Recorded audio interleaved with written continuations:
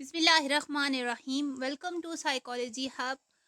Social psychology का lesson number हमने 10 करना है। सेल्फ का थोड़ा सा इंट्रोडक्शन हमने प्रीवियस लेक्चर में कर लिया था। आज हमने इसे अंदर से निकाल के मतलब इसकी डेप्थ में स्टडी करनी है।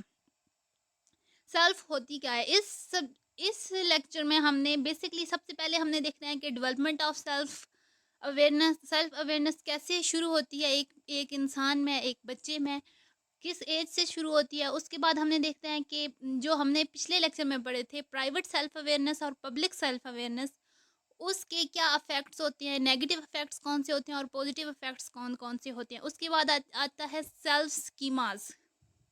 स्कीमाज मैं पिछले लेक्चर में भी बता चुकी हूँ कि schemas is belief about self. Schemas का मतलब होता है किसी भी चीज़ के बारे में बिलीफ, और सेल्फ स्कीमाज हमने सेल्फ के बारे में बिलीफ, हमने सेल्फ स्कीमाज देखने हैं। उसके बाद हमने जेंडर स्कीमाज देखने हैं। सॉरी। तो स्टार्ट करते हैं डेवलपमेंट ऑफ सेल्फ अवेयरनेस। सबसे पहले ये आ गया development of self awareness. Self awareness की डेवलपमेंट सबसे पहले एक नॉट बॉर्न बेबी होता है, उसमें तो कोई होती नहीं है। उसके बाद 1 साल तक बच्चे में कोई नहीं आती सेल्फ अवेयरनेस। वो अगर आईने में देखे अपना आप ही देखे तो उसे लगता है कि ये कोई और बच्चा है। उसके बाद लेटर स्टेज ऑफ इन्फेंसी, इस पीरियड में 18th मंथ में वो थोड़े थोड़े उसके अंदर स्पिंडल सेल्स ऑफ इंटीरियर किंगुलेट, ये एक पार्ट होता है ह्यूमन माइंड का, वो डेवलप होना स्टार्ट होता है। तो उसके बाद सेल्फ अवेयरनेस होना स्टार्ट हो जाती है। सॉरी, मेरा थोड़ा सा गला ख़राब है। देन आता है चाइल्डहुड वो वाली स्टेज होती है जब आपके अंदर क्वालिटीज़ और एबिलिटीज़ पैदा होना शुरू हो जाती है और आपने दूसरे लोगों को ऑब्जर्व करना स्टार्ट करते हैं और आपके अंदर थोड़े थोड़े से डेवलपमेंट स्टार्ट हो चुकी होती है। फिर एडोलसेंस एक होता है जब आपको पता चलता है कि आप हैं क्या, आपकी क्या पसंद है और आप किस तरफ जाना चाहते हैं, और ये सारी इस एज में स्टार्ट होने जाती है। उसके बाद है मिडिल एंड लेट एडोलसेंस। ये लेटर एज में होता है। The self continues to change, और ये नहीं है कि सेल्फ एक दफ़ा डेवलपमेंट होगी सेल्फ की तो सेल्फ वही रहती है, नहीं। हम जैसे जैसे ऑब्जर्व करते हैं हमारे अंदर कैरेक्टरिस्टिक्स आते जाते हैं और बहुत सी हमारी आदत छूट भी जाती हैं। Affect of private self awareness basically होता है खुद को ऑब्जर्व करना, खुद को देखना। आप प्राइवेट में अकेले में खुद को कैसे देखते हैं, किस स्टेज पे देखते हैं, वो होती है private self awareness. Private self awareness के इफेक्ट्स कौन कौन से होते हैं। सबसे पहले इंटेंसिफिकेशन ऑफ इफेक्ट, ये होता है नेगेटिव और positive feeling experience when privately self aware वाल exaggerated. For example, a person privately self aware can become very happy और अनहैप्पी ऑन सम इवेंट्स। ये कह रहे हैं कि कुछ वाक़यात ऐसे हो जाते हैं जब उन्हें हम बैठते हैं अकेले में, बैठ के उनको ऑब्ज़र्व करते हैं, उनके बारे में सोचते हैं, तो हम एकदम से बहुत ज़्यादा डिप्रेस्ड हो जाते हैं। और ये भी एक नेगेटिव इफ़ेक्ट होता है सेल्फ अवेयरनेस का। क्लासिफि clarification of knowledge, private event become more clear and distinct, thus increase our ability to report on them। हम जब अपनी गलतियों, अपने फैसलों के बारे में अकेले में बैठ के सोचते हैं तो बहुत सी चीज़ें हमारे माइंड में क्लियर होना स्टार्ट हो जाती हैं। अफेक्ट ऑफ पब्लिक अवेयरनेस ये होती है कि हाँ, लोग हमें कैसे देखते हैं। अफेक्ट ऑफ पब्लिक अवेयरनेस क्या, मैं बेसिकली जो इंपॉर्टेंट चीज़ें आती हैं, सबसे पहले हम अपनी अपीयरेंस के बारे में कॉन्शियस होना स्टार्ट हो जाते हैं। अगर हम बहुत ज़्यादा लोगों के बारे में सोचना शुरू करें कि लोग क्या कहेंगे, तो उससे सेल्फ इस्टीम कम होना शुरू हो जाती है। हम देखते हैं कि बस हम लोगों के बारे में सोचना शुरू कर देते हैं और अपनी ज़ात के लिए जैसा हम चाहते हैं हम खुद हों, वैसा होने में थोड़ा सा मुश्किल पेश आती है। evaluation apprehensive, you might experience greater apprehension when you realize that you are the object of other attention। जब हमें पता चलता है कि हम लोगों की अटेंशन का मरकज़ है तो हमें बहुत सी चीज़ों का ख्याल रखना पड़ता है और खुद सेल्फ कहीं दब सी जाती है। उसके बाद चलते हैं self consciousness as a personality trait. ये क्या होती है। Individual differences in self reflection. When we are self-aware, the focus is only temporary, but some people spend more time in self-reflecting than others. Habitual tendency to engage in self-awareness is known as the personality trait of self-consciousness. Private self-consciousness and public self-consciousness. Tendency to be aware of private aspects of self and tendency to be aware of a publicly displays aspects of self. Advantage कौन कौन से होते हैं private self awareness के? Private self awareness से होता क्या है कि सेल्फ डिस्क्लोजर इम्प्रूव रिलेशन, हमें अपने आप को जानने का मौका मिलता है। The physical health is less likely to be adversely affected as people notice early sign of illness. जब हम खुद को जानना शुरू कर देते हैं, हम अपनी हेल्थ के बारे में थोड़ा सा कॉन्शियस हो जाते हैं, और जो बहुत सी होती है प्रिकॉशंस हम लेना स्टार्ट कर देते हैं। Negative private self consciousness habitual tendency can contribute to depression and neuroticism. अगर हम बहुत ज़्यादा खुद को एग्जामिन करना स्टार्ट कर दे, खुद के बारे में सोचना, अपनी गलतियों के बारे में सोचना, हम ऐसे क्यों हैं, ये है वो है, उसके बाद डिप्रेशन स्टार्ट हो जाता है। और न्यूरोटिसिज्म एक होती है क्रॉनिक अनहैप्पीनेस, हम खुद से ही खुश होना छोड़ देते हैं। हम हमारे अंदर सेल्फ इस्टीम ख़त्म हो जाती है, हमें ऐसे लगता है कि हम कम हैं, हम लोगों से कम हैं। खुद के बारे में इतना भी बहुत ज़्यादा अगर हम डेप्थ में जाकर सेल्फ कॉन्शियस हो जाएंगे, सेल्फ अवेयरनेस सेल्फ अवेयरनेस के चक्कर में कुछ और ही होना स्टार्ट हो जाता है। फिर आता है पब्लिक सेल्फ कॉन्शियसनेस इफेक्ट। ये जो is a negative of private self consciousness, ये नीचे दो उन्होंने स्टडीज़ लिखी हुई, ये आप पढ़ लेना, इतना कोई नहीं है important. Public self conscious effects कौन कौन से होते हैं? More concern but about how other जज। वही बात आ गई कि पब्लिक सेल्फ अवेयरनेस के जो इफेक्ट्स होती हैं वो ज़्यादातर नेगेटिव में आ रहे हैं, क्योंकि हम बहुत ज़्यादा कहने लग पड़ते हैं लोग क्या कहेंगे, लोगों हमें जज करना है, इसलिए हमें अपनी जो फिजिकल अपीयरेंस है उसके बारे में ज़्यादा कंसर्न होना स्टार्ट हो जाते हैं। हम एम्बैरसिंग सिचुएशन से डरना स्टार्ट करते हैं। मतलब अगर हम प्रेजेंटेशन से घबराते हैं कि अगर हमारे से गलती होगी तो लोग क्या कहेंगे, लोग हमें जज करना स्टार्ट कर देंगे। तो पब्लिक सेल्फ कॉन्शियस इफेक्ट्स ये होते हैं। फिर सेल्फ रेगुलेटिंग होते हैं कि खुद को आपने रेगुलेट करना है, खुद को खुद खुद को फोर्स करना है कि हमें ये करना चाहिए और खुद ये नहीं करना चाहिए।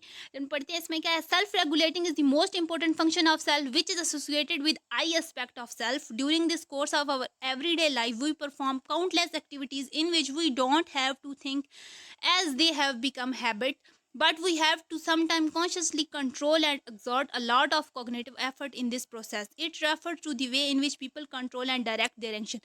ये बात ये कहते हैं कि कुछ चीज़ें जो होती हैं वो हम इतनी अपनी रेगुलर रूटीन में करते हैं कि वो हमारी आदत बन जाती हैं, और समटाइम्स वो आदत हमारे लिए अच्छी नहीं होती, तो हम उसे बदलना चाहते हैं, तो हम खुद को फोर्स करते हैं कि हम इस आदत को बदलें। वो चीज़ें सेल्फ रेगुलेटिंग में आती हैं। It provide us with the capacity to forget the immediate gratification of small reward to later attain larger reward.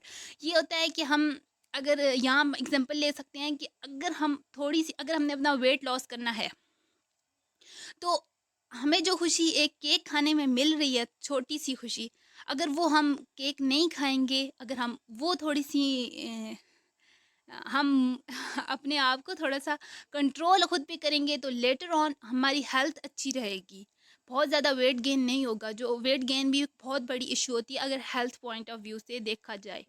तो ये नीचे ये क्या उन्होंने स्टडी लिखी हुई है कि टेस्ट ऑपरेट टेस्ट एग्जिट, एक टेस्ट होता है जो कि सेल्फ कंट्रोल थेरी पे बेस करता है। ये एक टेस्ट होता है जो अभी हमारी स्टडी में नहीं है, जस्ट इन्होंने नाम लिखा हुआ है। Emotional consequence of not meeting the standard. अब ये क्या होता है, इमोशनल क्या होता है, हम इमोशनल हो जाते हैं कि एक हम स्टैंडर्ड बना लेते हैं जब हम सेल्फ अवेयरनेस करते हैं या पब्लिक अवेयरनेस होती है, पब्लिक सेल्फ अवेयरनेस, तो एक स्टैंडर्ड बन जाता है कि इधर हमने रहना है। अगर हम उस स्टैंडर्ड को मीट नहीं कर सकते तो बहुत सी इमोशनल प्रॉब्लम्स होना स्टार्ट हो जाती है, डिप्रेशन फ्रस्ट्रेशन वगैरह स्टार्ट होना शुरू कर देते हैं।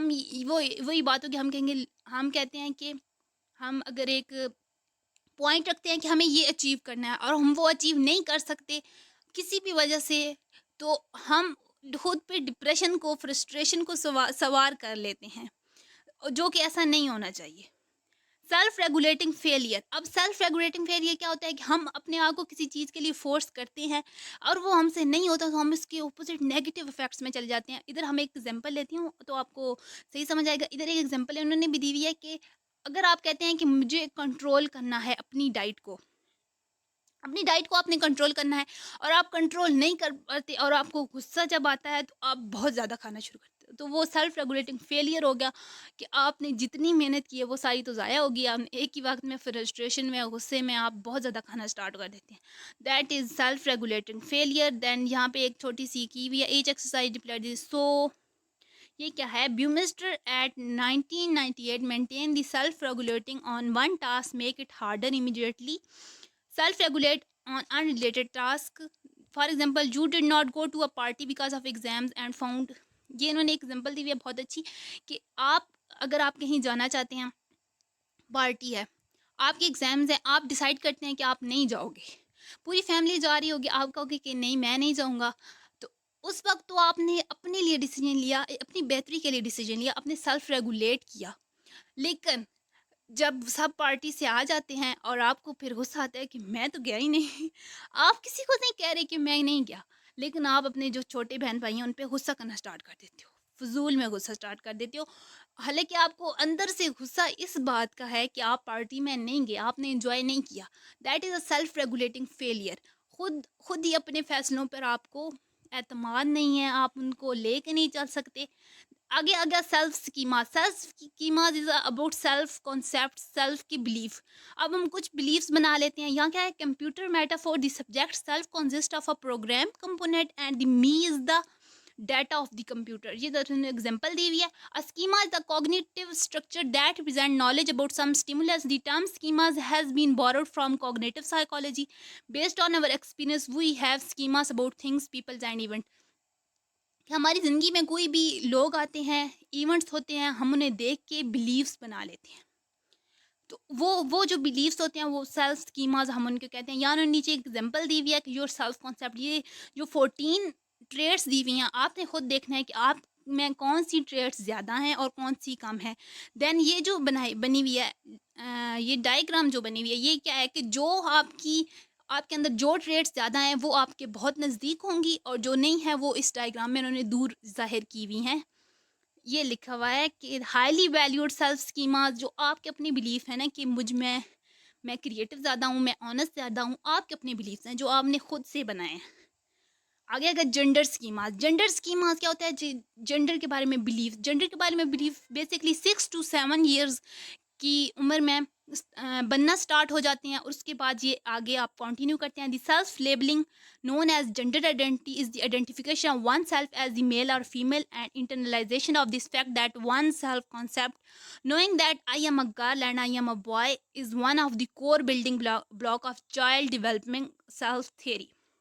ये कह रहे हैं कि अगर चाइल्ड डेवलपमेंट सेल्फ थ्योरी की बात करें कि जब उनको ये बिलीफ होना शुरू हो जाता है कि I am a girl and I am a boy, ये जेंडर स्कीमा होते हैं, जेंडर के बिलीव्स होते हैं, वो अपनी इवन अपने इर्द गिर्द के लोगों को देखकर उनके अंदर ये बिलीव बनाना स्टार्ट करते हैं। One children develop gender identity they strive to act in a way constant their identity.